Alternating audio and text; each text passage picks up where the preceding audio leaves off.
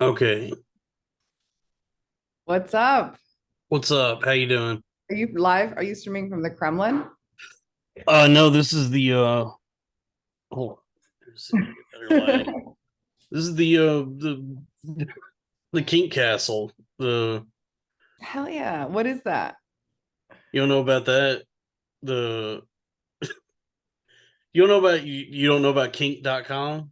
Unfortunately, for better or worse, no. I've learned about some crazy parts of the manosphere lately. My friend sent me Dare versus Deer, but I don't know about King.com. What is it?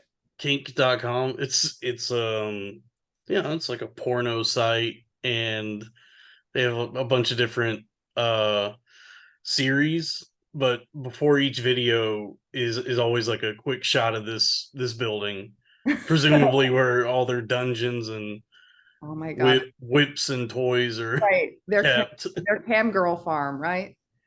Oh, No, it's like they just do like kink stuff. Like one of their series is called Ultimate Surrender. Have you heard of that? no. So it's usually it's two ladies doing like wrestling, like they wrestle in bikinis, Wrestling. and That's how I yeah, know you're in Texas. Wrestling. they wrestle, and then like I don't know like how I've always wondered like how the point system is set up, like how are they judging it, because it looks like it's just two women like trying to tear each other's clothes off and like finger each other, and then like there's like a point system, so somebody's getting points, and then at the end of it the winner penetrates the loser with a strap on. Oh my God. This world is insane. I like it's really funny because I don't really watch porn, which is like both like I guess innocent and naive of me. Cause I'm like the kind of person who like I was saying this to a friend, I'm like, I have the personality of those women who do porn. Like most of the women, like they often have Doo like doo. brunettes, haha, brunettes who like know computer science often end up being like porn stars. But I'm not interested in that. But I was looking at certain things recently because I just am trying to understand like the lexicon. Like, what is a cream pie? Like what are we talking about? Like, what the hell are they talking about? I'm like, oh, just that part of sex is just like that's just a part of sex. I don't even know. Like these kinks are funny to me, but what's Yeah, I'm not like particularly like I suppose like in real life I would not be into that kind of stuff, but right? you spend enough time alone, you start, just looking for things to sort of like doing like, opioids. It's like you need a bigger and bigger hit. Exactly. And I know that's the issue with it. And that's why it's like a hard thing for men. When I was a teen, my dad was like, porn is bad. And I was like, yo, you need to chill. Like, porn's normal. Every boy in my school watches porn. It's just part of life. And he was like, Yeah. oh, it's horrible because um like it's the escalating dopamine stuff. But you know what? I try to keep judgment out of it. It's more like, do you find yourself bothered by your use of it? Does it interfere with your daily work? Like any other Yeah, job? yeah, Like of course. Yeah, we can get into this. Do you do introductions? Do you want to introduce this? Yeah, let me introduce you. Dalton Pruitt, Dalton Lee Pruitt, excuse me, is a Yes. Southern gentleman from Texas who I met in New York maybe 4 years ago at open mics. And I haven't seen him in a few years. But we're in touch on the internet. I saw he launched a pod, which made me happy. I always loved his comedy. So I was happy if he was willing to do the podcast. Welcome. Yeah. Yeah, thank you. Yeah, I'm out of options. I had a promising burgeoning career, and now I have to try More and. about an intro for yourself and then some context around that. Oh, I mean, I guess I am a comedian, or a failed comedian at this point. Yeah, I mean, I was in New York trying to do I don't know, chasing my dreams, living in shitty apartments and hustling at open mics every night. And then I don't know, somehow I ended up on like people's radar. Like I think it was Matt Marin like brought me in to do like warm up for Comedy Fight Club one night, and Zach Amico was there, the great Zach Amico. And so he liked my set, and then I get like somehow like Louis J. Gomez heard about me and liked my stuff. And then like I started doing this podcast with Robbie Goodwin and Joe Gorman called The Loud Boys. Wow.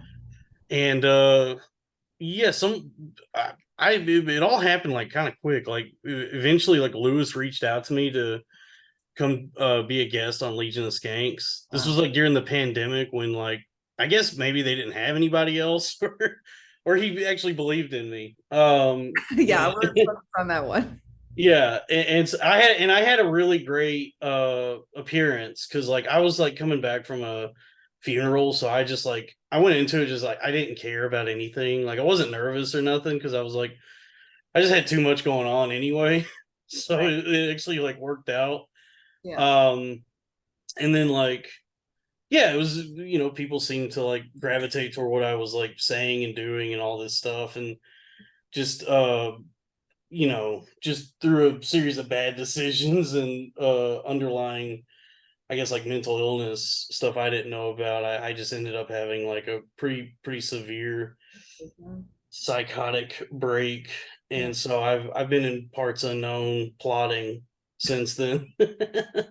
At the Kink Castle behind I'm you. at yeah, I'm in San Francisco at the King Castle. I'm shitting outside on the sidewalk. Perfect. I'm Right. one of the many They're homeless, and casting you. They're like, hey, you're doing that really well out there. Would you like to come in here and do that for yeah, cash? Well, yeah, that's interesting. Well, that's cool. I'm happy to hear about all of that. I'm happy to see that you were recognized. I think what's scary to me is I know you're one of those comedians who was like more like, what's the word? You're willing to say things in rooms that most people would never say those things, but they would think about them and privately listen to them and laugh at them alone. Like they're yeah, not interested in your brand of humor in those rooms, but they also kind of were, which is like what makes you quote, I hate to say this, they would think of you as an edge lord. And then hmm who's gonna pick you up is all those guys. And honestly, I like a lot of their comedy. I listen to a lot of the kind of stuff they do. Sometimes it goes too far. I think some of those guys, it's like the red pill community a little bit where they've just like they've gotten hurt so much that they now just like full hate, but not all the time. But there's just like moments in the conversation where it turns too far, and I can tell they're not joking. Like with you, I have a pretty good intuition around people's senses of humor, you know? Like I can tell when people are joking, you know what I mean? yeah. But then I can tell when people are like, I don't know, it's like a circle jerk of like, I don't know, something. But Whitney Cummings fucks with that crowd, and I love Whitney Cummings, so it can't be Right. all that bad. And sometimes when these guys act like assholes, I think they're acting kind of silly and embarrassing. Like I don't really get offended by it. I'm like, it's a bad look for you to be like yelling at that other man on Twitter all day. Like, why don't you just go do something else? Yeah, that's something about Lewis that like I don't understand. Like I'm nobody and I have plenty of time and energy to argue with people on Twitter, but I like he's like more than successful. I don't know why he's like I guess that's like part of the wrestling of it, the kayfabe as it's called. Honest, it's an addiction. And like men love conflict and sex. So they need to start looking at how much time a day they're devoting to it. Yeah. Like, fucking look at the top, look at the clock. Have I been fighting online with a man I haven't seen in 3 years for 5 hours today? Maybe it's time to see a therapist. I don't eat, Right. eat a healthy dinner and go to bed. Just like Yeah. find a real girlfriend. Like I don't even know. In Yeah. Stop dating other comedians and entertainers. adolescent, my God. What's confusing is people told me this for years, and I'm like, listen, I run into them.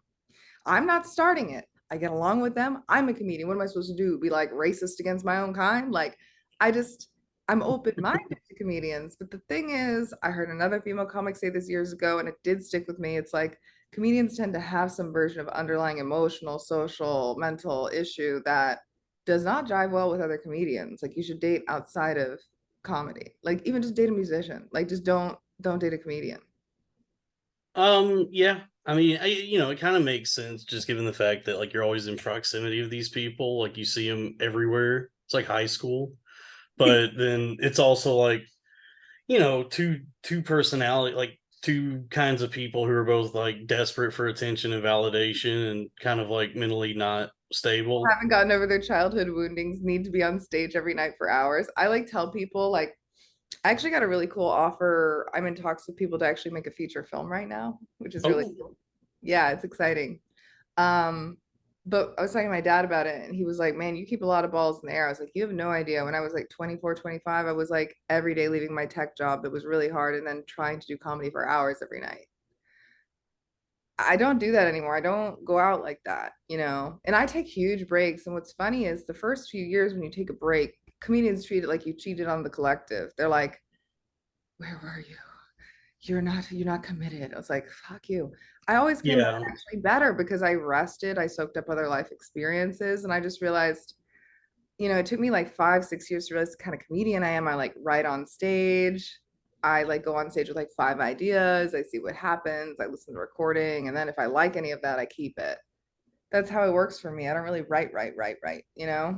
Right. It's also it's all very stupid. It's like I know. doing comedy is very silly, and like that whole idea, like I think there's like this false bill of goods you get sold, especially about New York, that's all these guys talk about like, oh, you can do like 4 or 5 open mics a night. And it's like, well, yeah, you can perform for the same 12 fucking comedians all waiting to go up. For 2 to 5 minutes at a time and then spend 45 minutes commuting, right? Yeah. I flew to Dallas recently. My boyfriend lives in that area. He's from there. And I love getting on the plane. Everything's bigger on the whole plane, like the people, the chairs, everything, the drinks. Hmm. And then I met a Dallas comic actually sitting right next to me on the flight. Uh, Who and was it? Do I know him? fuck, I wish I remember his name. He was so freaking nice. He's a gay guy from like, he lives, I think, often in Denver, Colorado. He's gay, but he presents as like a bro. He's kind of like got his like a Tim Dillon kind of trick about him where it's like you would never think he's gay until he reveals that he's gay. That's a good con. That's a good I think it's a really, I mean, it's a very charismatic position to be in as a comedian, I think. Because you get to like make these jokes, but it's like you're making fun of yourself. So what you gonna do? Stop me from doing that? Like that's right. yeah. I mean, I love doing all these jokes about women, like bitches be like da da da da da. That's so freaking fun. It's like why should only men get that kind of humor? Like why can't I make fun of myself and my kind? Like I love making jokes about women. I don't do it much, but like on the internet, I like to poke fun. Like women are like the cops, so they can have all the evidence in the world and they still want a confession. That's really Right. that's Yeah. mean, but like that shit's funny, man. I Yeah. I hated all this comedy. I run the show called Fish Tank. I was really annoyed. Like I'm a person who likes like all kinds of people, but I don't feel like the need to brand my show like three three black women, two white men, six gay people, and one a homosexual. Like the way the shows were branded by like tokenism, I'm like, yo, you guys know this is like racism and sexism all over again, right? Like, Yeah. don't talk about it, be about it. Show don't tell, you crazy Sure. people, and it shouldn't be that hard. Like, if you only are friends with white people, it may not be a big deal. Maybe you only live in a white neighborhood. Okay, like it doesn't necessarily mean you're racist. You know? Yeah. Apparently I at one point I upset like a bunch of like private black Facebook groups Oh, because yeah, I we were at one point we had this like monthly show at the that Brooklyn Comedy Club in Williamsburg. okay. That guy Ed Farrell, his club. And for one of the shows I'd had, I don't know how to make stuff, but somebody I told them how to make I wanted a poster that was like in the same style as that the Spike Lee movie Do the Right Thing. Oh, cool. I love that movie. Yeah, it's a great movie. But there was like, no black people on the show. It was it was just like me and a bunch of like white guys. And I wasn't thinking about it. I just thought like the imagery looked cool. I didn't realize that was like, I don't know, some sort of But also, don't we want white men to do the right thing? I feel of like course. it's silly. I think people are like looking to get angry down here, but to be frank with you, I was a little bit brainwashed by it a bit because like when I got into software engineering to make money, right? Hmm. You woman in tech, girls can do it too. You're such a badass boss babe. Kill it. Yeah, yeah, hustle grind. I'm Yeah, like, I didn't know that girls could do computers. I know, neither did I. If you told me that I was saying this 15 years ago, I would say, who enslaved me? I don't really, it's not my first choice. I can't like when I like failed, and after all my like mental shit, I was like, maybe I'll like do like one of these like online boot camps and fucking like make $150,000 a year or whatever. And I started doing like, I think it was like some cybersecurity course, and I was like, I have no fucking, I have no like neuroplasticity left for like learning this shit. Like I spent all my time like trying to write riffs and skits and bits. It's like I have no clue how to do this. I think learning how to code actually made me a better comedian, like indirectly by just making my brain stronger. But like, yeah, no, I always tell people it's worth pursuing, but don't think it's going to be fast. It takes like a year to get basically decent enough to get a junior job, and like, it's still really hard for like years. And like, it's just a good way to like, I don't know, learn something new. I also want to be part of the zeitgeist because I was like, these apps are evil, like these addictive scrolling apps that induce anxiety and dopamine, like they create a cycle of addiction. Did you know that at like Facebook, I know from like engineers who like worked there, like they like you may have like a 20 likes on a post, but they're gonna like drip it out like a slot machine, like 10, 2, 3, 4. I didn't know that. No, I don't know anything about like tech or whatever. Like I studied English in college, which I guess like guarantees you like a job paying like $43,000 a year. I feel you. I But studied philosophy. um I was talking to a guy recently though, like this guy in Atlanta who like 10 years ago got his CS degree and has been doing it forever, and he's making like great money now, but he was telling me that like I guess like due to AI or something, like I don't know what's going on, but he was like at his company like all these people are getting laid off. Like Yeah, apparently even like with that degree and like that job field, people are still like having trouble finding and keeping jobs. you need to know how to use those tools to leverage them to make you a better engineer, basically. That's the deal with that. I use it at work. Yeah. Well, that's why I say the only like real job security these days is podcasting. Really? Yeah, that's the only like worthwhile, meaningful job that you can like hold on to forever if it works. Home, as long as you have an internet connection and a device to. that's that's my plan because I don't have anything else. And it's like I'm not like a particularly good writer or artist or anything, but like I'm a fucking con man, so like I can fire up the Well, it microphone is a and grift, isn't it? That's what I've heard. It's a grift. But I come to it from a place of liking conversation and like talking to interesting people. Like I like Joe Rogan's one of my favorite comedians. Like I watch the Joe Rogan Experience regularly. I kept Spotify just to keep listening to him because that guy's just like curious and he likes to laugh. Like, is that a crime? Like, he may say dumb things on occasion, but who doesn't? Like, right. But it is a grift because like think about like all these conversations that people are having now, like terms of labor, like all the like the writer's strike. So it's like all these writers aren't making any money and they're striking, and like presumably these are people who work on like these big TV shows and blockbuster movies, and they don't make like a lot of money, right? But then there's like somebody like Ben Shapiro who all he does is he goes and sees the Barbie movie and then complains about it for like 45 minutes. God, I haven't seen it yet, but I was like, listen, that is my life. Like, I live in a Barbie dream house. I have a cute little pets and I have a job and everything's fine in Barbie's world. Like, I get the point of the movie. My friend had the issue with her existential break. He was like, it's ridiculous. She goes to the human world after an existential breakdown. That's ridiculous. Right. Which I thought was, I mean, I think that's a trippy movie. I think it's good. I like that song, the Ken song.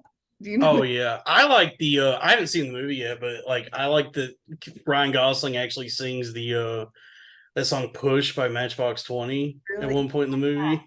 He feels like, in the human world, he gets into his like masculinity because he's no longer like a minority who's like controlled by Barbie, you know? Right.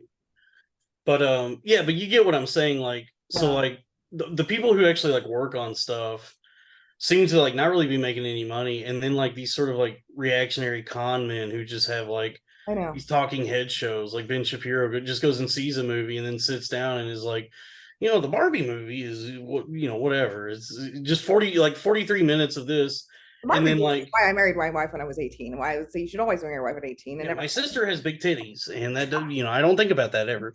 But and so he just talks about the movie, like he doesn't create anything or do anything really. He just sort of like reacts to things, and then he has this like ridiculous point of view, which he may or may not actually feel that way, but it gets all the people talking and looking at him and engaging with him, and he ends up making like infinitely more money than most of the people that actually work on stuff. So I'll be honest, fame and money are a hell of a drug. I think all these people become a caricature of themselves over time, either in reality or at least in the performances they give. Um, yeah, because who I mean, who wants to actually work a real job? Would you rather, clock in at the fucking dick sucking quarry like I've been, or just like be just do like sell yourself out and just have to like 2 hours a week just do some bullshit. hey, listen, prostitution's the oldest job. Like Clocking in. I got a cousin who maybe I shouldn't talk about this, but she moved out to Los Angeles a few years ago, and like she stepped on everyone to get there, like because she didn't come for money, so I don't know how she like made it out there. But then like I'd lost touch with her or whatever, and I just got curious about her recently and like tried searching for her, and I found her OnlyFans, and I don't know how to like check like how much money someone's actually making on there, but based on like what she's charging and like the amount of like I guess subscriptions or likes or whatever, it looks like it's somewhere around like $60,000 a month. Are you kidding me? That's I don't know. That's my best guess based on like the numbers I saw. Oh my God. Doing like boy girl girl girl threesomes orgies cream pies stuff like that. God, that's Yeah. insane. You know what's also funny? I mean, I always had this kind of thing, like resentful a bit at the world for having to become a software engineer, and like resentful for certain comedians for either using me as a muse or asking for my ideas or having their best idea after hanging out with me all day or not putting me on when they have a huge platform and all these things. And I was just like, do I really have to start an OnlyFans to make any kind of money and then just reinforce these men's ideas that women are all whores and also whore myself out? Like, I really resent that. I feel women have to start OnlyFans in order to have any income. And it's like, you can't get a boyfriend, but you can get 60K a year off OnlyFans. It's like, New York is upside down. And like, I just, people ask me all the time, they DM me asking directly for my OnlyFans. There's nothing. I have Really? direct Wow. my OnlyFans as though, but you know what it is because I'm pretty comfortable with my body and people and comfortable talking about some of these topics, but that therefore people assume that I create porn for money. You don't? No, no, no, I really don't. I really don't. Yeah. One of the guys I dated on and off for a few years in New York, actually, he lost his virginity to a porn star, computer science student, and Oh, he was like, "Hey, you want to have sex?" And she was like, "Yeah." wow. That's cool. That's a good story. Well, yeah, I mean, he's a good looking person. He's very attractive. It's probably not that hard for him, but on the well, in terms of his way of communication, it's like an autism type spectrum type energy. He's very shy and kind of reserved. So he does best with direct communication, but so do I. Like that's why I like men who are kind of like that because it's like I talk to computers all the time. You want direct, direct language, direct feedback, and direct instructions. Right. I can offer that. And I'm never offended by the question, what did you mean? Like I never get triggered, you know? So I don't know, man. I do think a lot of this like stuff is kind of gendery. Like I think men in general are less emotionally volatile than women. And my friend was showing me this like red pill type poem the other day. It was like the horses are galloping in, the hooves so strong, like the galloping and this stuff. And then it gets to like an acronym on how to deal with women. Have you ever heard of deer versus dare? No, I Always, don't know. always dare, never dear. So dear is defend, explain, excuse, and rationalize. So this is basically describing getting into an argument with a woman. You should never actually get into an argument with a woman. And I kind of agree. They say do dare, deflect, amusedly agree, and absurdly amplify. Repeat. There's something about that rhetorical strategy that is kind of effective if it's not used in bad faith. So it's like, for example, a woman comes to you and she's like, yo, fuck you. Where the fuck were you? You got another girlfriend? You don't get an Right. You don't go, no, I don't have a girlfriend. Are you kidding me? Why would you think that? I was busy at work. And I'm busy at work. I can't be on the phone all the time. That's a art like, and then she goes, oh, too busy for me. You know what I mean? It becomes like a da da da da da. Right. So if you go deflect, like, what? Are you kidding me? Yeah, of course I was. I actually have 3 wives and 5 families. You know, Right. Right. it's Right. yeah, I actually kind of think like because for me, I can be diffused emotionally with a joke or an amplification of something absurd that I'm accusing or bringing up. Because by the way, sometimes I do this not truly. Sometimes I do it out of fear. It's like hinting at something real, but sometimes I'm just playing around. You know, my boyfriend Right. now, he's in Missouri training. He does like armed security. It's pretty cool. Oh, I was like, yo, you got a wife tough down? guy. Yeah, you got a wife down there? He's like, yo, no, shut up.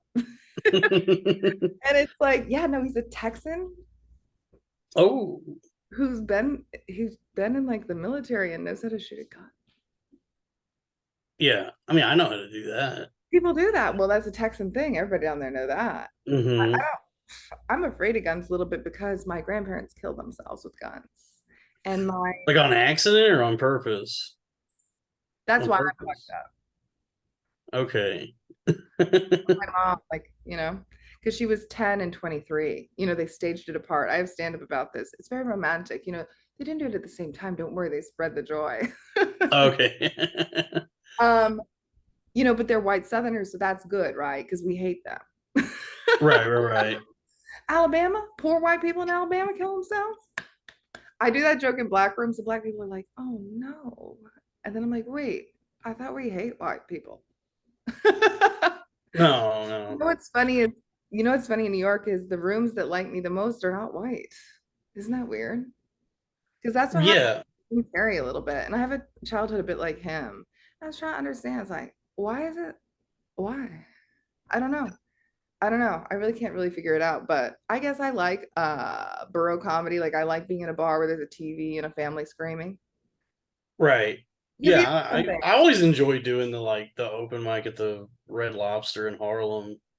Oh, neat. I've never, but it's You amazing. never done that? Running. I Yeah, want to go to that. it's like a variety show. It's like some like I think he's like a reverend or something, some like black guy in a purple vest hosts it, and you do it in like the I guess like the foyer of the Red Lobster in front of like fat black ladies trying to eat their biscuits. I love that.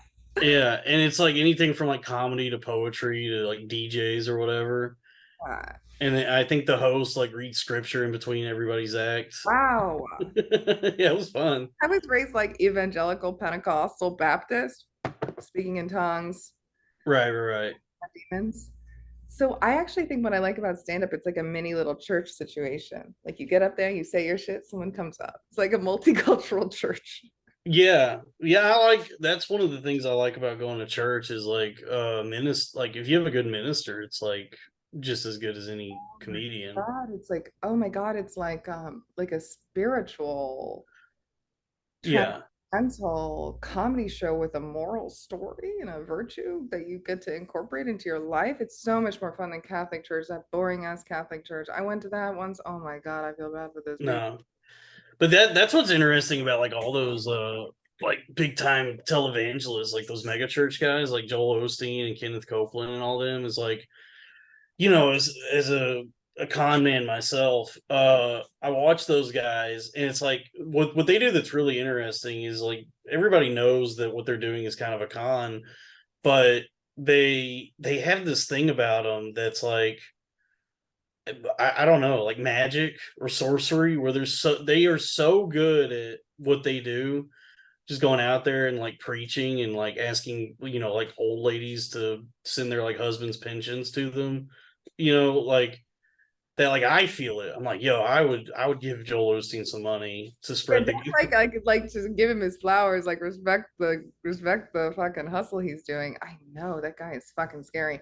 I mean, that's what scares me about like those churches though, because my mother is very impressed and impressionable by those charismatic male leaders. And I'm like, this is why everybody considers Christians to be patriarchal or sexist. It's like it's only men preaching and the women are just so in awe. It's like comedy. It's like when someone Yeah. get to comedy, like want to make a woman laugh. It's like, Well, did you see that Tammy Faye Baker movie that oh, Michael Showalter directed? love Michael Showalter, but I haven't seen that. No. Yeah, he did. He made a movie like a couple years ago called The Eyes of Tammy Faye, and it's Jessica Chastain as Tammy Faye Baker, and Andrew Garfield is Jim Baker. And Right. so like they, like they meet each other like whenever in the 60s, and like he takes her on with him on this like journey to build this big like evangelical empire, and like she ends up like gathering her own audience, but you could tell like the thing that she's struggling with like along the way and like developing this big thing with him is that like he's a full on con man. Like he's a total scumbag and just like trying to like build as much wealth as he possibly can no matter what. And she seems to like have, I guess, like I don't know, that sort of like feminine empathy, that sort of thing that men don't have, where she seems to actually like want to do like she had like at one point in the movie, and I'm sure this really happened, but she's like interviewing and this is in the 80s, interviewing like an AIDS patient. And like behind the scenes, Jerry Falwell is having this conversation with Jim Baker where he's like, "The fuck is she doing?" Like they're just pissed off that she has any sort of Uh, empathy for gay people. oh my God. Yeah. I mean, that is a huge challenge. Some women have that issue. I do. I mean, it depends on the culture you're raised in and also your attachment to your primary caregiver. Like, I think unfortunately my mother developed some traits of narcissism, like victim narcissism. And as her only child, and she never dated again and wasn't, she liked to stay at home. Like I was like her everything. I was like her companion, her brother, sister, mother, daughter, da da da da. Like I did everything. I was like her little slave. I like painted the fence, I scrubbed the floor. I mowed Right, the lawn, I did rake the leaves. I did everything for her, and she did a lot for me. But when I really needed her, she would just like lock me out the crib, like call the right. police on me. And I was like, so I'm used to kind of a level of attachment to somebody who's kind of not emotionally available. So in the city, I got like sucked up by a bunch of these narcissists in the entertainment scene. And it was like, I'm making excuses right and left. Oh, he doesn't want to call me his girlfriend because he just got out of a relationship, or, you know, Oh yeah, I mean entertainment is he's like born rich, so he'll never grow up. And but I do love him. Like yeah, entertainment is and I wasn't really like in the business. I mean, I asked my boyfriend in the first few days of meeting him, like, yo, what did I do wrong the last 5 years? Like, I actually like went on YouTube University and like studied masculinity, femininity, gender dynamics, red pill, black pill, blue pill, all of it. And I was like, what am I doing wrong? And he was like, you're just not around the right like scene. Like, if you went in another, Yeah, it would have yeah, been I agree. fucked. It's like, why would I'm surprised it's just it's nice and validating because I never had issues like with dating in that way. I had normal issues, like a relationship doesn't work out. Not like I'm getting finessed, conned, and used as a muse. Like, and they don't even know it. That's what's spooky about those Yeah, people. entertainment's weird because like it doesn't, the people it attracts, and I'm, certainly one of them, are just like really, just really weird, kind of narcissistic, Oh yeah, broken people, and it's there's that whole like that like fake it till you make it thing where it's like everybody's trying to like present this like version of themselves that's marketable, and it's a friend of mine told me like one of the reasons he was like, I think like one of the reasons you had like this mental break that you did was because like, and this is a guy who's been doing comedy forever, he was like, you're surrounded by like this constant shared psychosis with all of these people, like yeah. just this level of delusion. No, And no, no. I know. I'll tell you, it's so crazy. One of these rich narcissists I dated, he was like telling me, like, you know, I was like, I feel like you're using me. Like, you're asking for my ideas. You could just retweet me. Like, why could you just not do that? And he was like, don't say that to me. My worst fear is that I'm a bad person. Why would you ever say that to me? right. I'm supposed to comfort you through your own guilt. And that did actually trigger some logic in my brain that was like, I got to cut this guy loose because he is just, he's devouring. He's like a black hole. He just sucks everything into his vortex. And then blames me for being sucked into it. It's like, yo, bro, I didn't. pursue you. You pursued me. You asked for my idea, and now I have to come for you. This is insane. Yeah. It's Well, funny. you have to be selfish to want to be an entertainer. There's no like, I don't think there's a lot of virtue in wanting to entertain people. I think the narcissism conversation is a bit diluted. Like there's actually like there's two, if you look at psychology research, there's like two versions of narcissism they discuss. One's like healthy narcissism and one is unhealthy narcissism. Healthy narcissism is like, putting on your own mask before you put on somebody else's. Right. Unhealthy narcissism is like, I don't know, taking all their masks for yourself and then selling them on Amazon. you know, Yeah, I was thinking about like something like that the other day. Is like after having done comedy for a while, like this idea of like, yeah, the mask thing's a good example, or perhaps the shopping cart return uh thought experiment. I don't know that. Oh, it's sort of like the new trolley problem, I guess, where it's like you have a shot, like you just got done shopping and you put your groceries in the car and then you don't have to return the cart. Do Like you? you just fucking leave it, and if you leave it just wherever, nothing bad happens, somebody will pick it up. Or you could return it, which is like a nice thing to do, but it benefits you in no way, and you'll like no one will ever know that you did this correct thing, and so it's like this idea of like, I guess, like karma or whatever, but not even like doing the right things, expecting any sort of reward, just doing the right things just because that's just what you do. Yeah. I And know. what I noticed in like entertainment is like there's sort of this like warped version of that where everybody presents as though like everyone's like supporting everyone and playing this game and like trying to like lift other people up, but for no other reason than they're trying to like benefit their own career. Right. I mean, I once I started running shows, I got better at doing comedy because I was in rooms I was comfortable in with people I liked. Like audience was my friends, performers were friends or friends of friends. But I also like really enjoyed just taking a back seat. I was like, I love that I don't have to do a set tonight unless I want to. And I can just sit Yeah. at the show I would love to attend instead of running all over the city to watch it. Because organizing a show to me is fun. I love hosting and production. Like I love having people to my home. I love throwing parties, entertaining.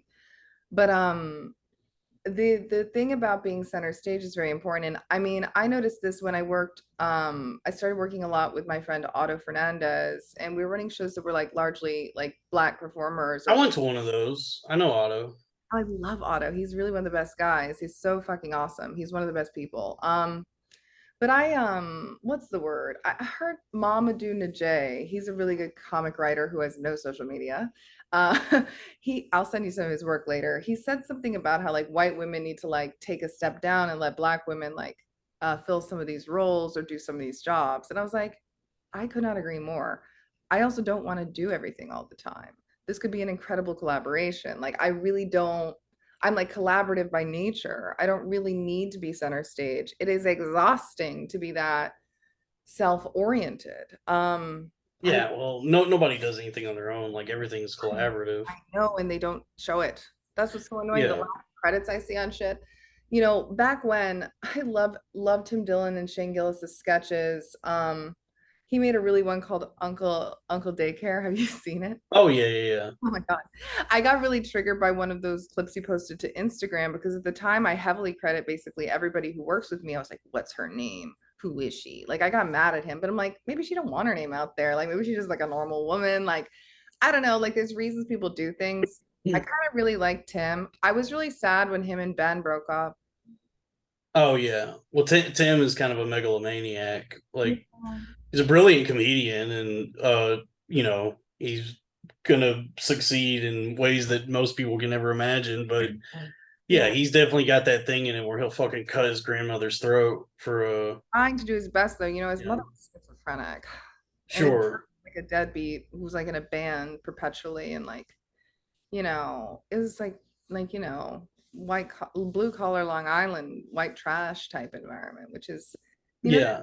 being like white trash in the north and in the south because I think white trash is like a more common theme in the South than in the North. And so there's like more clear evidence of like down the street is a huge house with a functional family. And then there you are, like getting like a Totino's pizza roll for Ooh, breakfast. ooh. Sounds like a good deal, right? Like, I had Now you're talking my language. I had a hot pocket the other day, and I was like, why can't I eat this anymore? I guess I've been eating too good lately. But you take two bites of the thing that kind of initially disgusts you, and then you're totally good with it. You can finish it. Oh yeah, I love white trash food. Oh yeah, Oh, yeah. This Stavros had a really funny Stavros Hawk is. I like his stand up a lot lately. I like all those guys work a lot lately. Stavros had a really funny clip where he asked a woman her favorite snack or something, and she was like American cheese on a tortilla. oh yeah, He's like, "You grew up poor?" She was like, "Yeah." yeah. I've been there. I I'm don't. there now. I'm back at ground zero, not the actual ground zero. I'm I eat cheese from the bag even when I'm doing well. yeah. What? I never felt comfortable in any sort of like fine dining situation.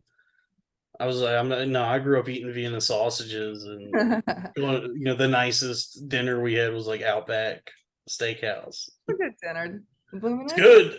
That brown bread is good. That's one of the top breads that you get at any restaurant. I agree. Those breadsticks ain't got nothing on the bread from Outback. The bread from Outback, and then the rolls at Texas Roadhouse with You that know, cinnamon butter.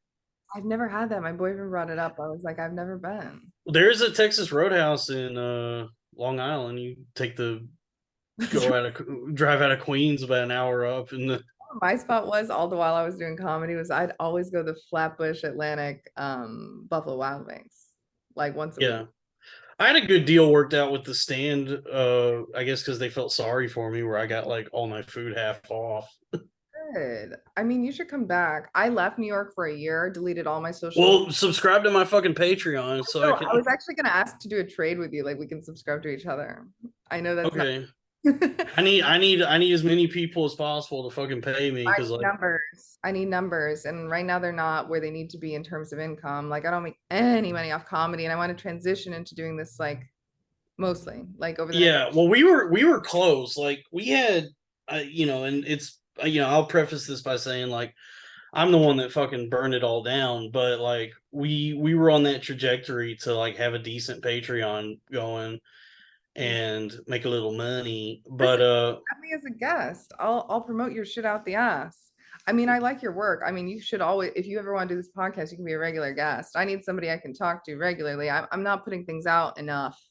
My friends are too, yeah, you know what it's like when all your friends are fucking working and you're looking for work. I got fired earlier in August and it was absolutely traumatic. I had like a first panic attack of my life because it was like the culminating capstone on like a summer from hell where like two of my best friends from high school like sent me very insensitive messages. I don't speak with them anymore.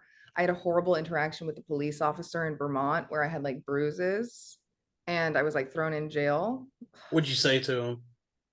Nothing. Nothing. Oh, I think he was trying to get me to do something that I didn't want to do. The story really is that I drove my friend home. She cleans houses. She lost her shoe. She was wasted.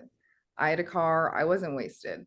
So I drove her home and then I drove me home. And it was these big empty roads at the end of the month. Was trying to get his points. Big flat empty road. I drove a little too fast on it. I thought he was pulling me over for speeding and then he starts interviewing me about drinking and I was like, "Yeah, I had some wine at dinner." Asked me to step out the car, do the field sobriety test. I passed it perfectly. So I didn't really understand why I should breathalyze. Like I have this kind of like bodily boundary autonomy thing where it's like, I think you have all the evidence you need to know that I can drive. This would be hard to do for anyone at 1 a.m. Like the field sobriety test, it's very confusing. Take 9 steps back to back, turn around, take 9 steps back to back, follow my finger with your pupil and don't move your head. Like that's so unnatural. And I passed them both perfectly. It's even on paper, but I didn't breathalyze and I didn't realize that that is actually considered a crime, at least in the state of Vermont. And so he really? drove me around. He spoke very diminutively about me to his passenger who he was training. Oh, this will be quick, just 20 minutes. He's a neighboring town cop, takes me back to that precinct, takes my purse, keeps the purse in custody, takes me to a social services center to sober up. I won't breathalyze there, drives me back to the jail, drives me back to the precinct, keeps filling out paperwork. Then he reads me my rights at the very end, not at the beginning. And then he puts me in jail. And it's 2 a.m., 2 or 3 a.m. on a Friday night. I'm wearing a dress. It's the most expensive dress I ever bought myself in Greenwich, Connecticut. And it looks like a little housewife dress. It's like a very cute little dress. I'm in like a little cargo jacket. And I get to the freaking jail and I'm so happy to be at the jail because I'll get to be away from the cop because I'm now so traumatized because he put me in an extra restraint. Why did you put me in an extra restraint? I wasn't even throwing hands. And the female COs pulled down my skirt. I was like, I'm so happy to be in jail. It's like I made these jokes about Hillary Clinton for a bit. I was like, lock me up, lock her up. I want to get away. I want to get away from him. And they gave me these clothes. I was like, ah, pajamas. I was like, yes. And they put me in a 5-person cell alone. There was another woman having a psychotic break next to me in the other cell. And they're like, don't worry, she quiets down around 4 a.m. And I just, I'm really good at coping in chaos. I was like, perfect. I can get 8 hours of sleep, good hours of sleep, and then figure out how to get out of here tomorrow. I called 3 guys in town who I knew none of them could come get me. They wouldn't let me get an Uber home and they wouldn't let me walk out. And they told me because I was a woman, I wasn't allowed to walk out because they were afraid I'd get raped. Isn't that insane? Mhm. Don't I have a right to go get raped? Fuck you. Fuck you. Like it was horrible. And so they put me in jail and I slept like a rock, dude. I slept like a rock for like 8 or 9 hours. They fed me food at 5 a.m. I was like, my tax dollars hard at work, breakfast in bed. Thank you so much. I'm so hungry. I need to eat this so I have the stamina to get through the rest of the next day. And so I had to hit the ground running with no keys, wallet, purse, or cell phone, figure out how to get to the next precinct, figure out how to get home. I Yeah. walked across the street. I got a guy's phone. My friend called me an Uber. And then from there, it was good. But I had a breakdown psychologically where I couldn't eat for weeks and I couldn't think straight. Yeah. I've been there. I had a breakdown where I couldn't do anything for like a year. I was I was hoarding food and unable to finish it or eat it. I couldn't do anything but sleep, drink water, listen to music. I couldn't do anything. And the same day that happened, my company laid off half the team, not me.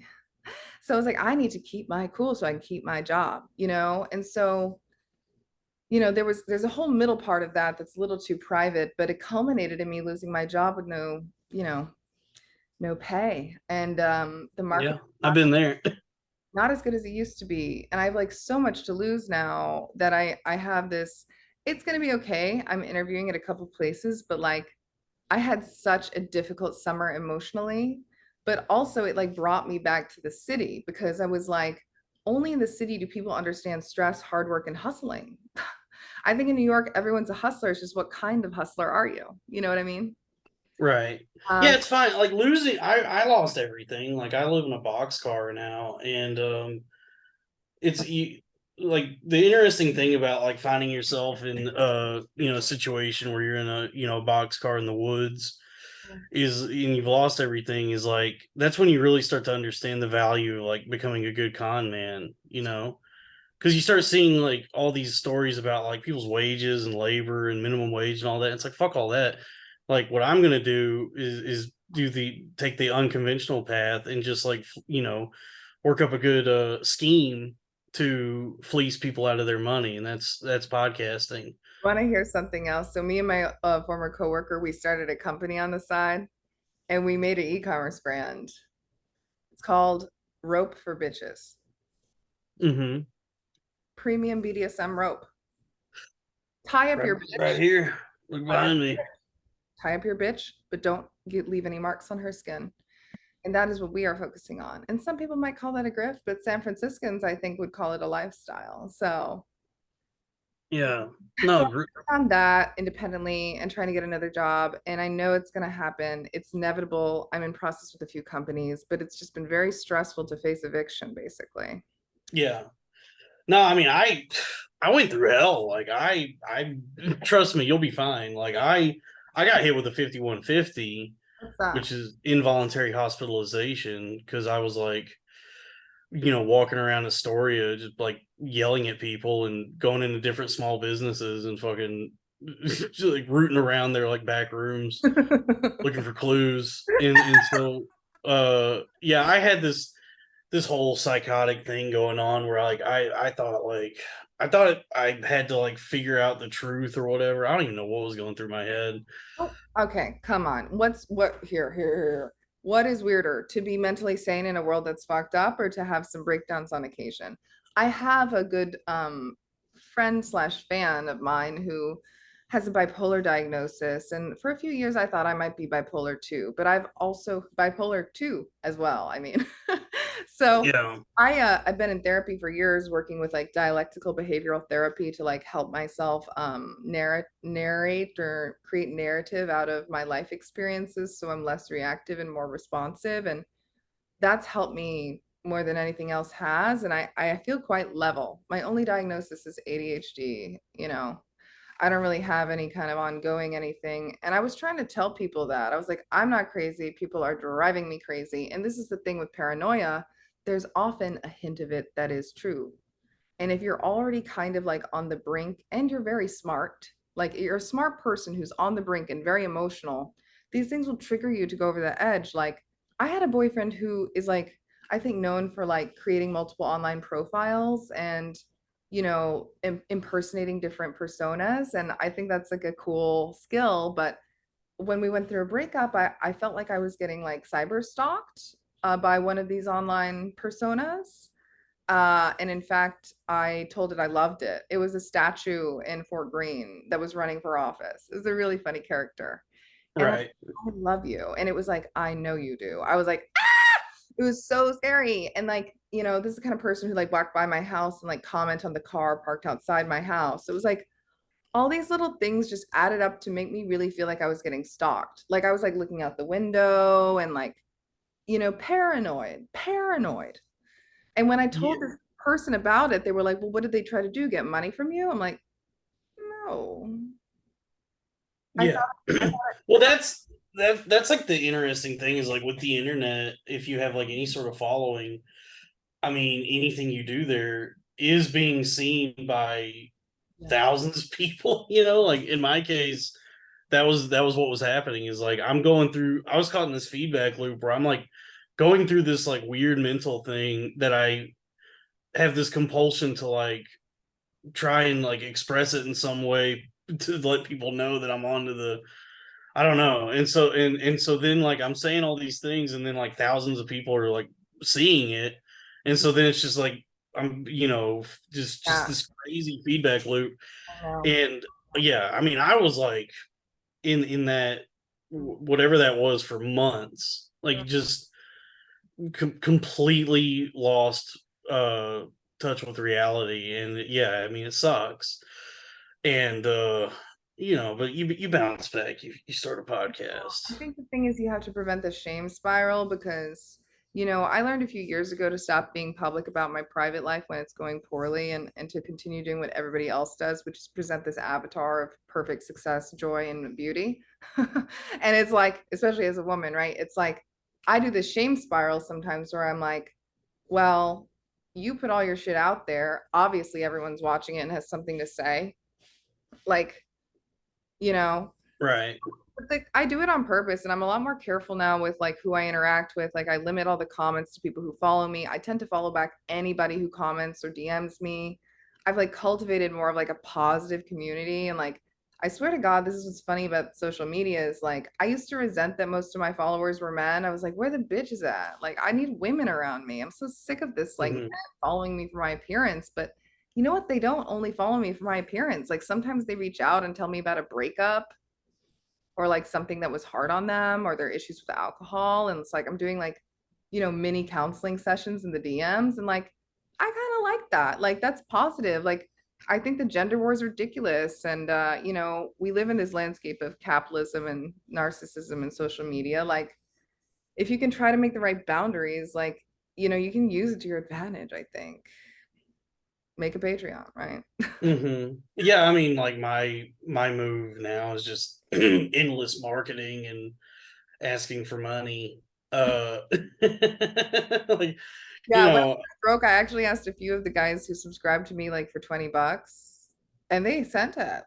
So we were yeah, able to eat and stuff. And like I felt very cared for and like supported.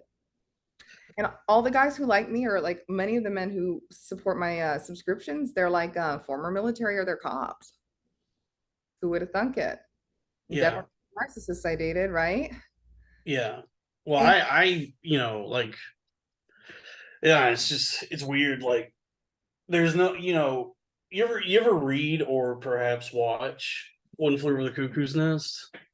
way, way, way back when. What's the general story again?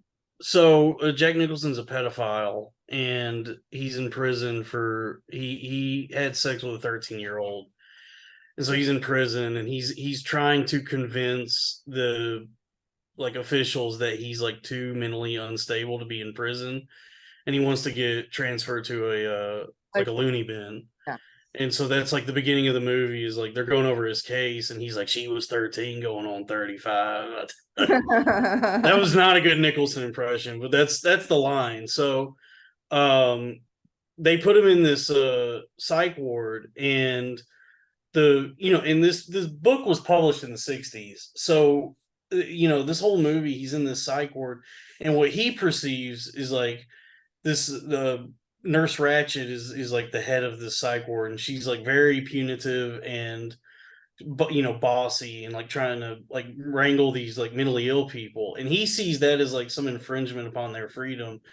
And he's a wild boy, he's all about just being free and wild, and so he starts trying to like get all these different people in the psych ward to go along with him on all these like crazy schemes, and he's kind of disrupting this ecosystem.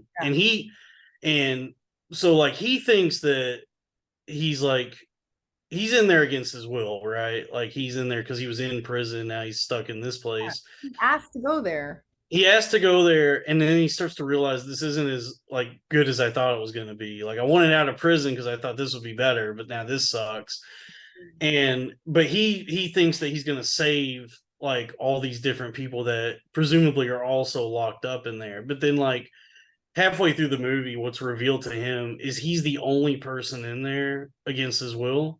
Wow. All these other people just checked themselves in there, or their families did, because they just were mentally unfit to like function. Yeah, And actually, the movie I'm writing is like this kind of same themes. It's kind of cool. Keep going. Sorry. well, the interesting thing is like, people watch that movie and they get this idea that like those places like suck or whatever, and kind of take the wrong message away from it, I think, because like those are like very necessary. Functional, right? Yeah, My because mother real. is a behavioral health nurse, and she used to like be the head of the behavioral health part of the hospital in Birmingham, Alabama for like 8, 10 years. And she's very drawn to taking care of people with mental illness. And I remember like a year or two ago when I got a hard letter from a friend where she was like, Sarah, you know how you thought you might be bipolar? Like, you really should see a psychiatrist. I was like, bitch, I do. You don't even ask about my life. And I told my mother about this, and like, she was like, oh, yeah, everybody knows the first thing with crazy people is you never tell them that they're crazy. Right.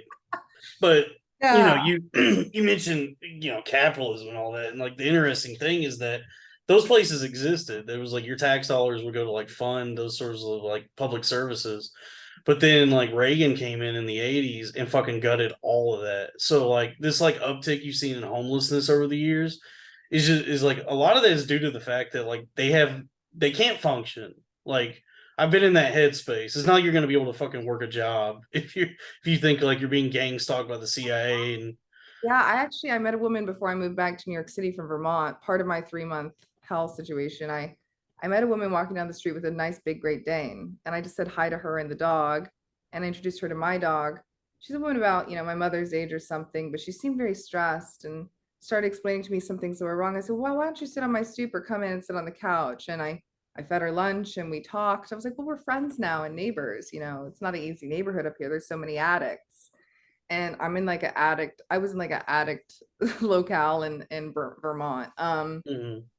Um, and she started explaining to me that her boyfriend like threw her against a wall, and he and all his friends spy on her and have installed all these cameras in her home, and she's hearing the voices, and she knows the voices aren't real, but she can't help that she hears them. But her boyfriend got her off of crack and onto meth, and look at my fingers. There's hairs growing out of my fingers. They weren't there. They weren't there. They weren't. And then she was like telling me like nobody believes me. And I was like, listen, I believe you. It's okay. Right. Like, Yeah, I that's believe, kind of how you're supposed to handle it. but I also know she must be experiencing these things. She's completely earnest in her experience of the thing. It's not that I don't believe her experience of it, right? So I walked her home. I brought her some shampoo and a soap, and she didn't want me to leave her home lest she was so afraid to shower alone in isolation with no one there.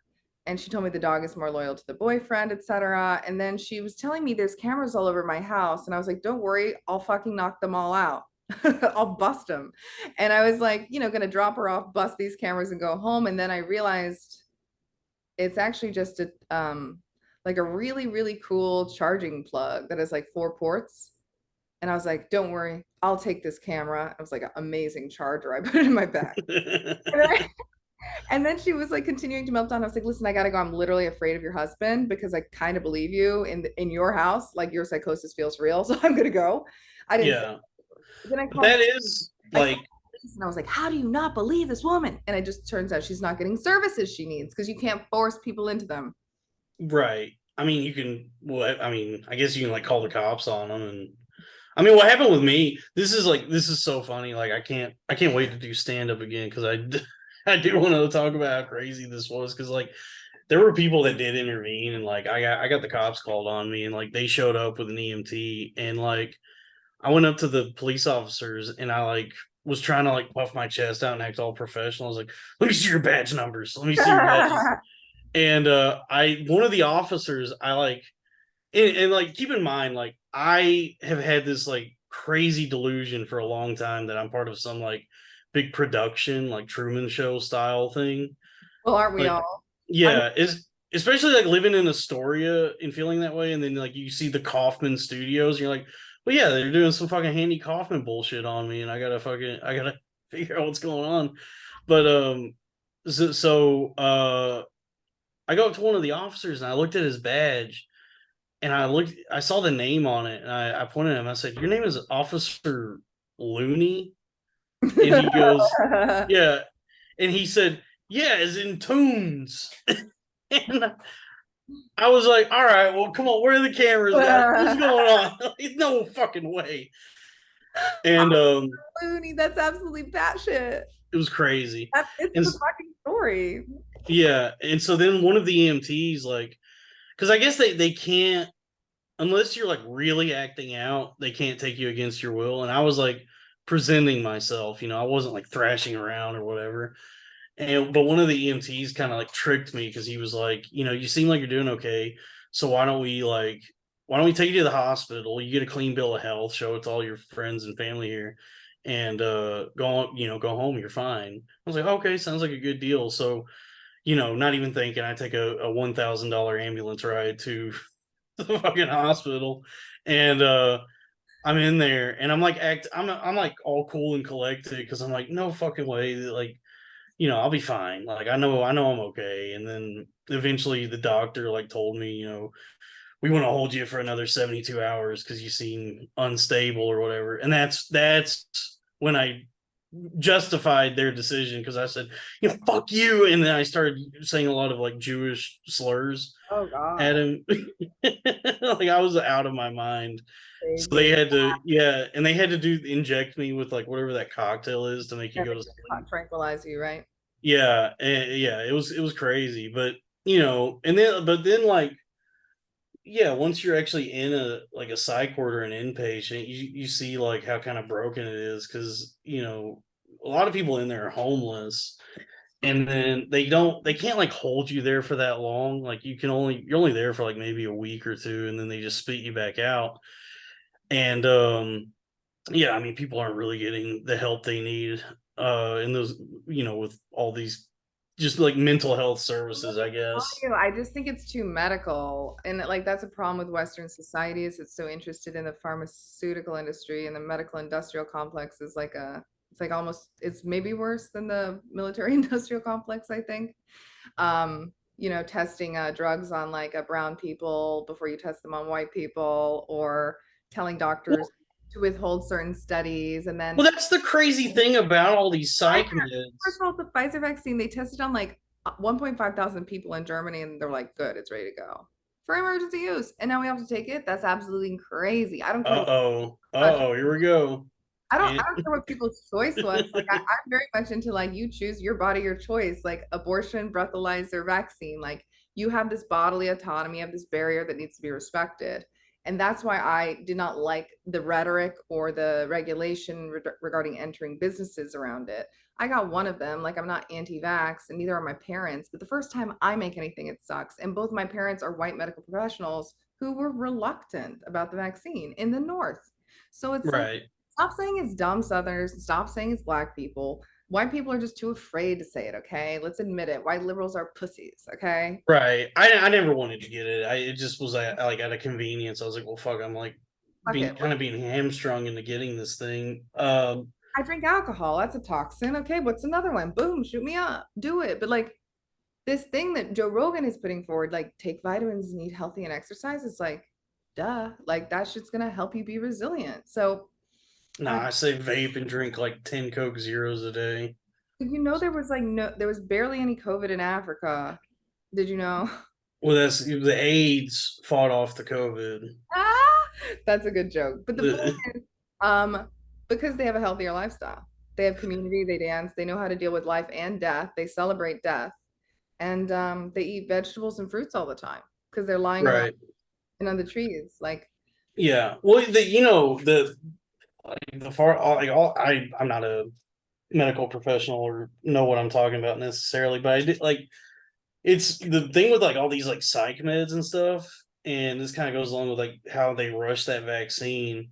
Is like with like psych meds, they've been around for what, like 40 years now, like since the I don't well, lithium has been around forever, but then stuff like these SSRIs or whatever haven't been around like a long time. And I did try, I was a biochemistry major for a little bit in college.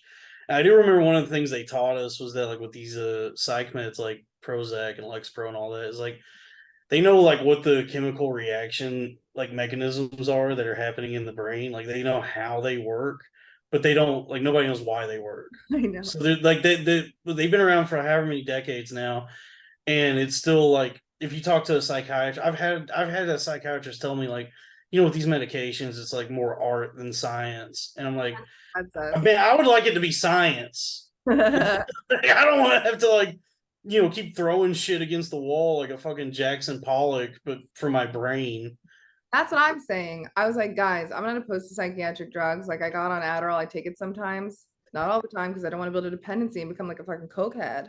But even hormonal birth control, all these things interact with each other. Everybody's still drinking in New York City when they're on an SSRI. They don't go sober. And like then Oh, you I was taking a bunch of psychedelics while I was on one. That's why. That's why I spent like a year in a fucking coma. really I just think what people need most of the time is community, healthy food, and like friendship and like love and like support. And like that's why the thing with money for me is because I don't really care about it, I do kind of give it away probably more than I should, or I buy people stuff like homeless people outside Wayne Reed. I'm gonna give you money, I'm gonna go get you what you need, dude. Hmm. like Well, I that's one of the great. Yeah, it sounds like that's actually one of the symptoms of of psychosis. What I went through is you just stop caring about money and you're like, fuck it. I mean, the government's gonna put $20 million in my bank account anyway, so I'll just like my just God, looking at my banking app, like, damn, I didn't know I could get that negative. when I got fired, I was like, well, maybe I need a new career. Let me see. What do I have qualifications for that I'm interested in? Oh my God, I'd be perfect for the FBI. I speak multiple languages and I know computers. That's literally what they want. They want somebody who has another career, speaks multiple languages, and knows information technology or computer science. But then I was like, oh no, no, I don't want to become an op. But if you have the kind of brain that can kind of see these like big picture issues and like economy, like have you ever studied like Ray Dalio at all? Ray Dalio, Ray Dalio isn't, founded this hedge isn't fund. that like the password from Eyes Wide Shut? When he goes to the house, he's like Ray Dalio. No, he runs a hedge fund, one of the most successful hedge funds that people know about called Bridgewater Associates. It's based in Connecticut. My former boss worked for him. She was interesting. You know, Ray Dalio basically has really good, you should listen to it. It'll help you understand the World Economic Forum and become less galaxy brained about it. Ray Dalio kind of explains economically the way the world is functioning based on basically the US dollar as the world's reserve currency. And he describes like economies over time and wars and how business and war and pharmaceutical all interact. So you won't have to be paranoid anymore. You'll just understand. I mean, you should have a healthy fear, but like as long as you're not like competing with them, they really don't care about you. And to be frank, neither of us are. Right. You Oh, know, every like economic thing I read, it's like I can't think about this right now, because it's like doesn't it financially I'm, not in any sort of position to understand money or be in a I tax disagree. bracket or anything. Like, I disagree. I mean, 10 years ago, I was a nanny. I made 10 times less. And I'm like looking at the future, like, fuck it, let's go 10 times bigger. Like Whitney Cummings makes tons of money and like she's a very empathetic person. And she gets along with all kinds of people and she loves horses and dogs and like she's having a baby. Like there's so much opportunity to learn about money. The best time, here you go. 0 plus 0 is 0. You have nowhere to go but up.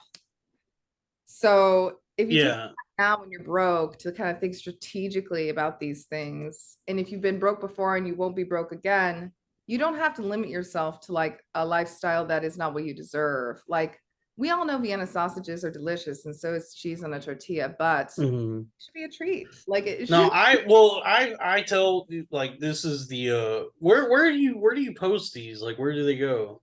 Post what? Oh, I'm These gonna put this on the podcasts thing that distributes to podcasts and probably on YouTube. it goes on YouTube. Okay, so it'll be free, right? Yeah, yeah. Okay, so then I can like share it and get eyes on it. That'd be good. Because This is a collaboration on Instagram, I would say. do what? So Reels has a feature called like invite a collaborator, and I can post a excerpt of this and invite you as a collaborator, and it can be on both our profiles, and we can share the episode and all that. Oh yeah, post a clip of me explaining ultimate surrender to you. What's ultimate surrender? You don't remember at the beginning of this conversation, the two ladies Uh, wrestling and then one of no, them fucks the other with a strap on? that the one you want to post? Yeah, post because the look on your face when I described it, you were like, "What the fuck is he talking about?" That is a good one. You're right. Thank you. I'll do that. But yeah, so I know I have like 30, 40 more minutes. I don't know. I can talk forever. I kind of like long episodes. Oh well, what I was gonna say is like, I read half of a book called "The King of Confidence," about like like this one con man in the like early 1900s, and the book covers like sort of like con men at that time, like how rampant they were, because it was like an era when like just tons and tons of people were just losing everything, and so that's where you get this like upswell of like snake oil salesmen and revive like these like tent revival preachers and stuff like that. And so there was this one guy who like went to see like a Joseph Smith sermon, and then when Joseph Smith died, there was a letter that showed up saying that this like guy, his name was like James Strang, was like appointed the new head of the Mormon Church. And so like, and the letter was a forgery, but people bought it, and so he just became like the next great American con man and developed a big following and established like a big cult somewhere as like a new leader of the church, like opposite of Brigham Young at the time. So it was like his sect, and then there was Brigham Young. So they were like at war with each other or whatever. But in that same vein, like what I'm doing, what I tell people is like I'm going to be the first billionaire podcaster. I'm the Daniel Plainview of podcasting. Listen, I wouldn't be surprised if it happened for you because I think, yeah, I think you're honestly the kind of guy who's very nice, but of a style that a lot of guys who are a little bit red pilled or brainwashed like will latch onto, you know? So I think you're really marketable. There's no reason not to be. Yeah, I could tap into the red pill market. You know what you should read? You should read. This is what I did when I realized I was getting fucked over by all these narcissists. I was like, I need to figure out what they're doing to me. I read this book called 48 Laws of Power. You know it? Oh, doggy. No, I trust me. I am acquainted with Louis J. Gomez. I know about the Talks about that. It's his whole personality is the 48 Laws of Power. That's how he built that fucking empire. It was like he read, it's like the only book he's read, and he's read it like 5 times. He did a whole podcast series about it. Like he lives by that book and like is honestly like he's evidence that it fucking works. And Well, I read any it. sales job I've had people like try to teach me stuff out of that book. I'll be honest, like I read the book, I realized what certain people were doing to me, and then I realized the things that I do naturally that I didn't realize were powerful things. Yeah. I Well, mean, it's all like, if most you want to get important, ahead and like unfortunately if you want to get ahead in this world, you do have to learn like the powers of like influence and manipulation and persuasion. but also like seduction and charisma. I think those are more healthy ways to look at these things. Like people have often told me I'm charismatic, and I don't know what that really meant. But You're conventionally attractive.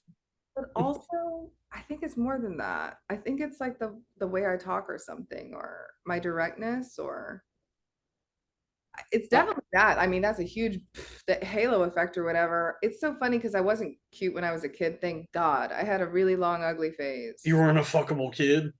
No, not a hot 13-year-old. I was a bit of a loser. I was like a nerd and an artist, and like the boys didn't like me until later in high school. And then when the cool soccer guy dated me, then suddenly the dancers were like, "Who is she?" Right. He was so cute. He was like trying to lose his virginity to me, and I was like, "I'm not ready." But like, charisma is actually the biggest determinant of success in all careers. Charisma is basically never apologizing, or if you do apologize, you're very sincere. And it's kind of like saying what you mean and meaning what you say. And it's not taking no for an answer when you have strong convictions otherwise, and conveying this in body language, I guess. And if you stand up, I think you can, you have a level of charisma or guts to develop it. And this seduction stuff is actually quite good because it's like those softer laws in the 48 laws, because it's like, this is what's funny is I don't even realize that I seduce people, and then I do on accident. Like I invite people over to my house to hang out, and then maybe we end up dating or hooking up, and then they are wondering why I don't want to talk to them anymore. Because I was like, hey, I don't really know you that well. Like we just met. I've been single 5 years. I'm not trying to get in a relationship with someone I just met. Like we have very different lifestyles or whatever. But anyway, like I learned the good rules in the 48 laws of power are like the really good like guidelines for me. Like the biggest one was like never outshine the master. Like you should never sun on your employer. You should never like have a better idea than your boss, Hmm. or at least don't share it. And then the other ones I thought were good that were like kind of contradictory that I think I do naturally are like, you should like be absent sometimes, like you should disappear, like you should drop off the map. And Hey, when I left New right York, here, baby. when I left New York City, deleted all social media, stayed celibate, tried to date a bartender, he rejected me. I was like, perfect, we're on track. And then, sometimes I'll just pop up on the internet, and then it's like, or pop up at a party or a show, and like you need to kind of be selective with your energy. And I think that is actually good because you can't waste it. Yeah, Um, you have to have a little mystique, which nobody has now. Everybody's trying to game the algorithm. Constantly making little skits and bits and trying to figure that out. I know, I know. Don't you love like if you're just scrolling and you see a video that you don't want to watch or hear, but they went ahead and put the fucking big ass subtitles on there anyway because they're gonna assault you with this bullshit. One of my favorite comics, I'm sure you know him and like him, Jeffrey Asmus. I like him, yeah. Funny as hell. I love all his comedy that he puts up there. I love all his self-deprecating stuff. He had the only crowd work clip that I like actually enjoyed. What was it? It was so silly. He just asked somebody, "What do you do for a living?" And they're like, "I work on the railroad." And he was like, "Damn, the railroad? What are the hours? All the live long day?" Oh my God, that's fucking funny. Yeah, it's really good. Really good. That's very fast. I love that. That's so fast. I love the art of stand up because the people who sit near the front like have a little bit of a humiliation kink or curiosity. Like they want you to ask what they do, you know? That's no. Well, no, not at like a show, like at like a You can tell by the no, like at a but like most comedy clubs, like if it's a show or whatever, they have like an usher that seats people. So like nobody's choosing to sit up front. It's just sort of like the way it works out. well, yeah, it shows like that. But I mean, like the shows I'm used to, the indie ones or the New York club ones. Oh yeah. Well, not even the clubs. Oh my God, guess what? I've been hanging out at the cellar more lately. Isn't that kind of cool? Oh yeah. You get to go in or you just buy a ticket. You know what? I'm gonna start buying tickets because I hate this whole thing of having to rely. But I need to practice relying. I made a friend who works there and hosts there all the time, and he invited me out, and I sat there and drank wine and was trying to decide, oh, is this guy only gonna do this if he's gonna sleep with me? Like, what is up with this situation? And I accidentally sat down at the table in the back of the cellar because at the end of the show they were like, hey, audience out that door. And I was like, well, I'm a comic and I'm audience, like what door do you want me to go out of? And they were like, oh, just go with the comics. So I went upstairs, and the only people I recognized were like comedians I don't know personally, like kind of successful ones. And I was like, hey guys, like I haven't been here before, and I'm not sure where I should sit. Like, is it okay if I just sit next to you for a little bit? And I was like over explaining, and they were like, no, no, no, just sit down, sit down, sit down, And I was like, thank you. And then the guy who Right. got me in there comes up and he's like, yo, they're not gonna let you sit there. You need to get up. I was like, what? These guys just told me to sit. And I was like, well, where do you want me to sit? And then he said nothing. I was like, yo, fuck this shit. And I just booked it and walked down to the pair. I ran into Jared Waters. He put me in the car. I went to the stand. He later explained to me that that table, the people get precious about that table because when Chappelle pulls up, everybody stands up and Was leaves. it the one in the olive tree? Yeah. Oh, so it was the table. Yeah. Oops. I do not know. I don't know this shit really about the cellar. Like, I love Joe Rogan, but sometimes when he goes on his long rants about how cool the cellar is or comedy, I'm like, skip. Like, I don't want to think about this right now. I'm trying to like, Yeah, so that table is like I don't know what it's like now, but like when I was a plucky young guy listening to all the like Opie and Anthony and stuff like that what you're talking about, like that table is where like all the big dick swinging comics would sit and just roast each other. Like, that's where Patrice called everybody gay or whatever, and and so that's like love Patrice O'Neill. He's one of my favorite comics. My favorite yeah. is his joke about fishing. Do you know it? Because I developed I like do. It's been a long time since I've watched the special, but I know the joke you're referencing. I developed an interest in like white fishing culture and fishing culture in general, and I did Atlantic deep sea fishing with my two guy friends. Man, it Uh, must be nice to have money. no, it was actually $30. Well, yeah, thirty It must dollars. be nice to have $30. I know I used to have it, but I developed an interest in fishing culturally, and my show is called Fish Tank, and I developed an interest in fishing as a metaphor for dating and how I felt like, one of these guys I dated who I ended things with, I was like, hey, there's plenty of fish in the sea. And guess what? There's also plenty of fishermen at the dock. So I don't know why you keep throwing it in, reeling me in, throwing it in, reeling me in if you don't want me.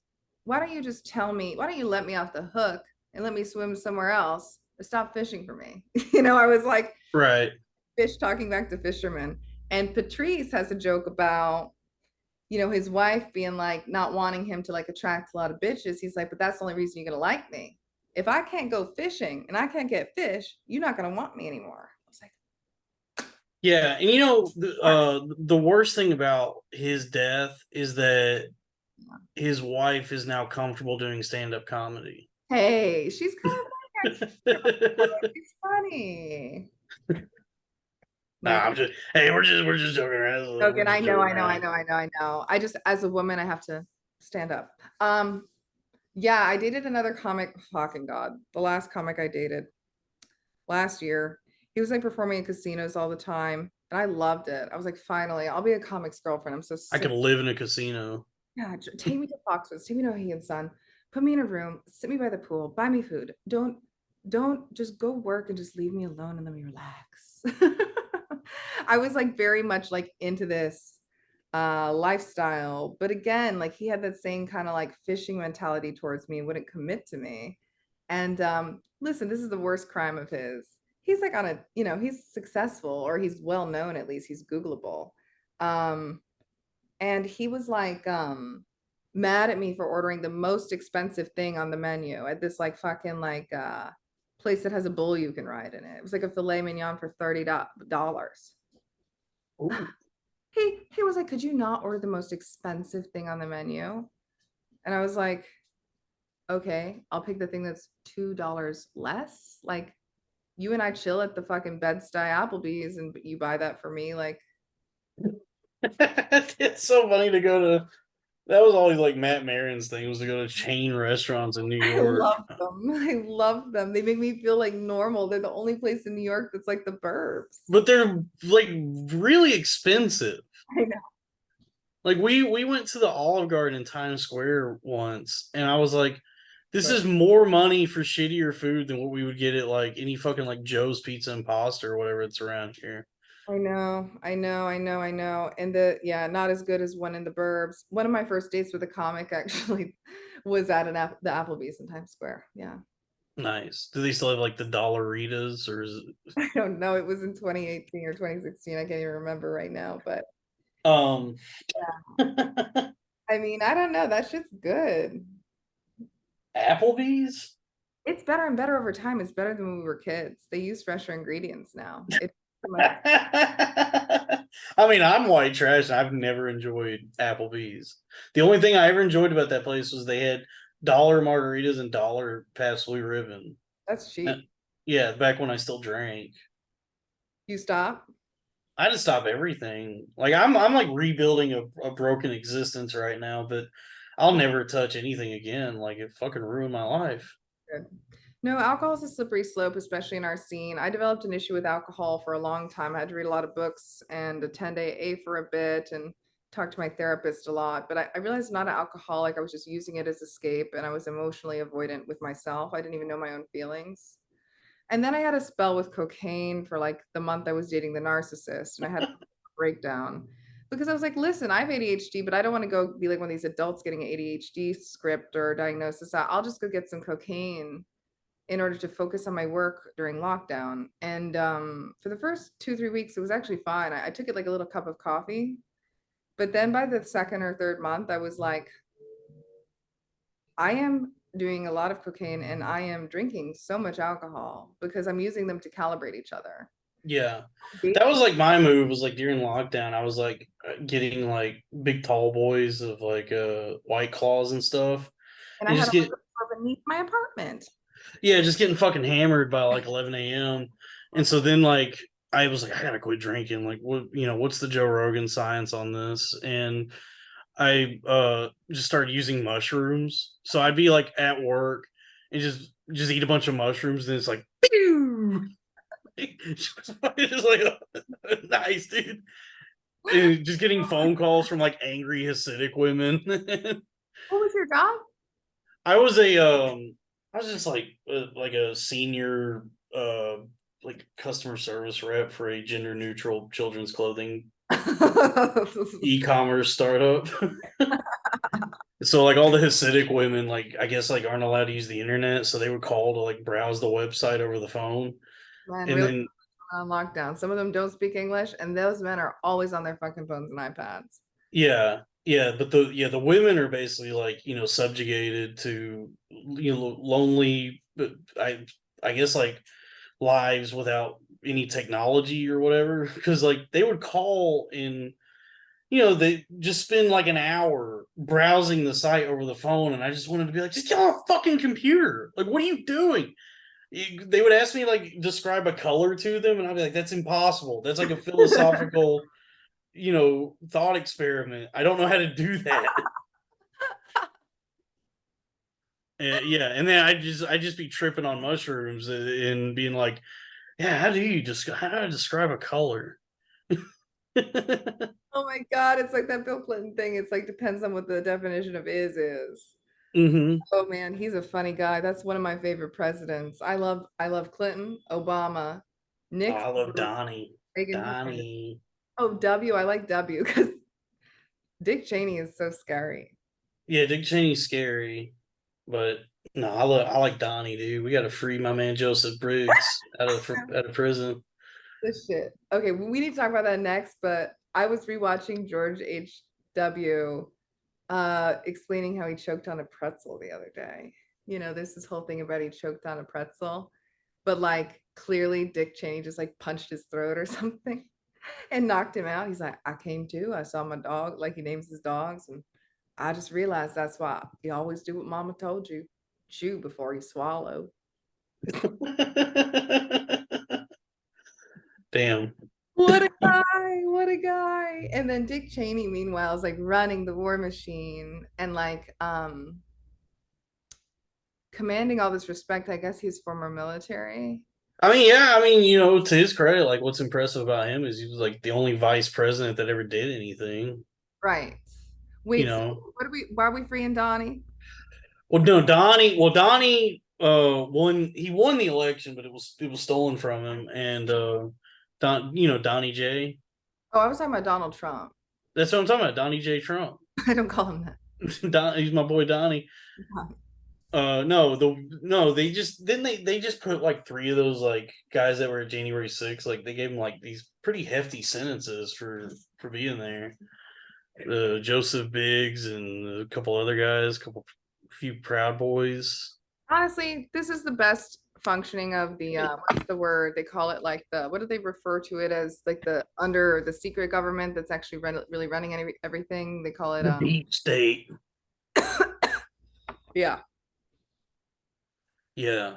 About the deep state is like, I mean, I do think you need, like, if this country is supposed to have law and order or checks and balances, like when someone's out of pocket to that level in that position or has had that position and is, while they're not even the president saying like I can end the war with Russia and Ukraine.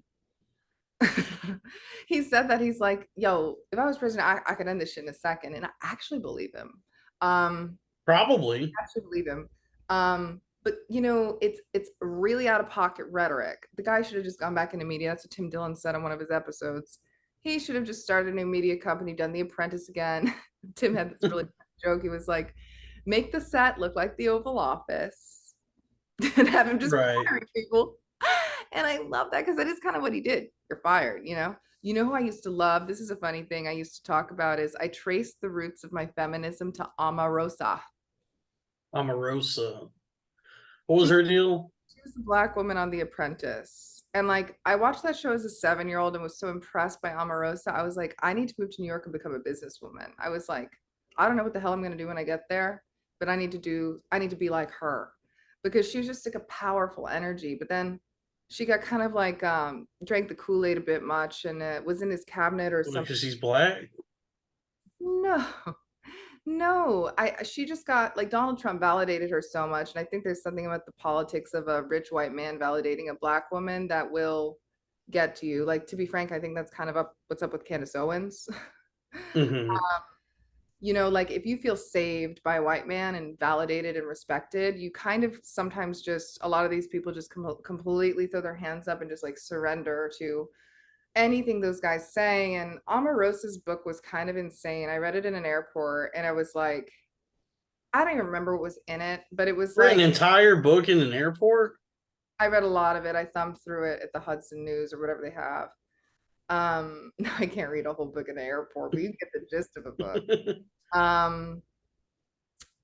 Anyway, like it just was like I don't know, she's just got weird morals now. Like they're a little bit too unrealistic and optimistic. I think Candace Owens, I think, has a bit of misogyny going on because I actually believe like most of her critiques of porn and women's behavior are kind of spot on. Like if you want a husband and a family, like, and you're like shaking your ass and like naked and making porn, like what kind of men are you going to attract? Yeah, the ones who are horrible.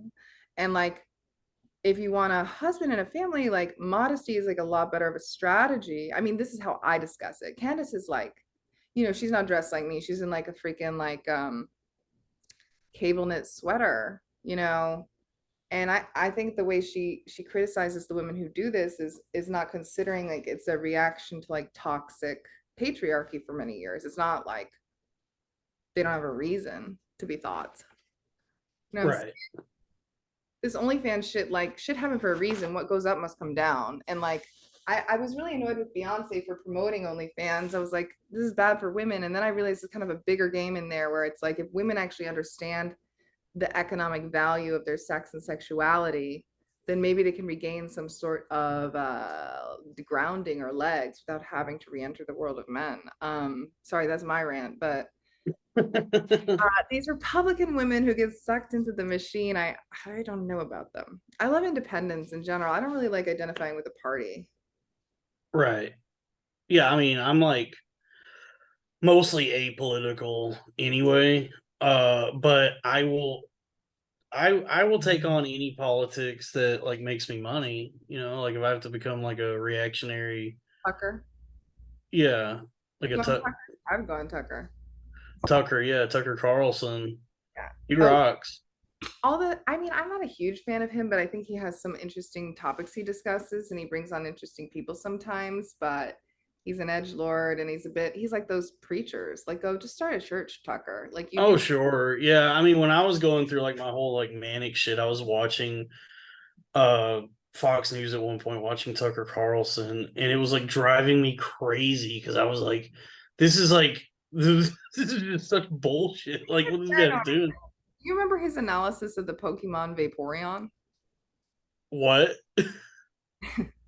So, first of all, I identify as either Eevee or Vaporeon personally. And there's Hmm. like fetish culture around that Pokemon character online where men think she's really hot and breedable. And that's a really weird word. And then Tucker reported on it. And it's like, Tucker, I You know gotta, he's doing it to make liberals look insane or, culturally perverse, but like, come on, baby. Like, don't give this airtime. Like, people are looking at pictures of Princess Peach, but if she was pregnant, people are attracted to pregnant Princess Peach. did he say that or No, I'm just like coming up with like other scenarios where he's like, yeah, I think he would say. Princess Peach belly inflation. What? Oh my God, that's funny as hell. I can't even begin to explain how funny it is. Yeah, I mean, I don't know what's up with Tucker, but I think it's fun to watch the whole ecosystem. So I moved into a very expensive apartment kind of in Manhattan because I was like, I need to be around artists, like people who have money to help fund my art. And I saw Mhm. Off-Broadway play this summer, dancing. Kind of cool, right? Yeah. Speaking by the way, what are your Patreon numbers looking like? Like 5 people, 6 people. Interesting. Well, you and I Interesting. can do good cross exposure. Like we can talk about that later, but Yeah. Well, I didn't realize what I didn't realize is like I do have some sort of foothold that I guess like people oh, it's were real. waiting. People like you. Yeah, and like I just have been like I think like on the brink of death for a long time, but I do want to get back. So yeah, we gotta pump up the fucking Patreon. I want yours to do well, and I'm gonna be the first billionaire podcaster. Okay, I'll But take some trickle down effect. But yeah, what was I gonna tell you? Oh yeah, yeah, yeah. I have a theater area in the basement of this building where the amenities are. That's just a gigantic theater. And no one's ever in there. And in the morning I go down there sometimes and just turn on the news like I'm Donald Trump standing with my coffee in the back of the room, pacing, watching all the news, local, CNN, Fox. I'm like, what are they saying? And I start my day. yeah. I love it. I love that little like cosplay as Donald Trump in the morning. I like reading the paper. I like getting the New York Times and do one of these. I love local paper in particular. Vermont had a great local paper. I picked it up all the time. It was free. I mean, yeah, that stuff is amazing. I love newspapers. My dad always read newspapers and magazines, and he got The Economist, and I read The Economist pretty young. And hi, yeah, yeah, yeah. Well, life is good. I guess we should wind down the episode. I guess you could plug your Instagram, your Patreon, etc. Oh yeah, the podcast is called Cornfed with Dalton Pruitt. It's on YouTube, iTunes, Spotify, and then patreon.com/cornfed with Dalton Pruitt. We got the premium episodes there, $5, $10, $15 tiers. I'm posting pictures of my like really deformed feet on there now. I saw Uh, the you saw? I saw the free ones. So my Patreon, you want to hear about this shit? Yeah, go ahead. I gotta read it to you. It's kind of funny. It's patreon.com/FOMO Foundation, because we don't want just a machine, we want a foundation. And rent. I have 5 members currently, and I have an approximately, how many tiers? 5 or 6 tiers. The first tier is called Newscaster. It's $1 a month. The second tier, Friends and Family, $5 a month. 15, Boys Who Code. Mm-hmm. $25 tier is called OnlyFans. Nope, there's no sexual content. The final tier is called Daddy, and that is $150 a month. It's for people to whom $150 means nothing, but to me, it means everything. I'm a boy who chode. You a boy who code or No, chose. I'm a boy who chode. Whatever that means. Yeah. We should mutually subscribe. I'm gonna end this recording right now. We can talk a little bit more.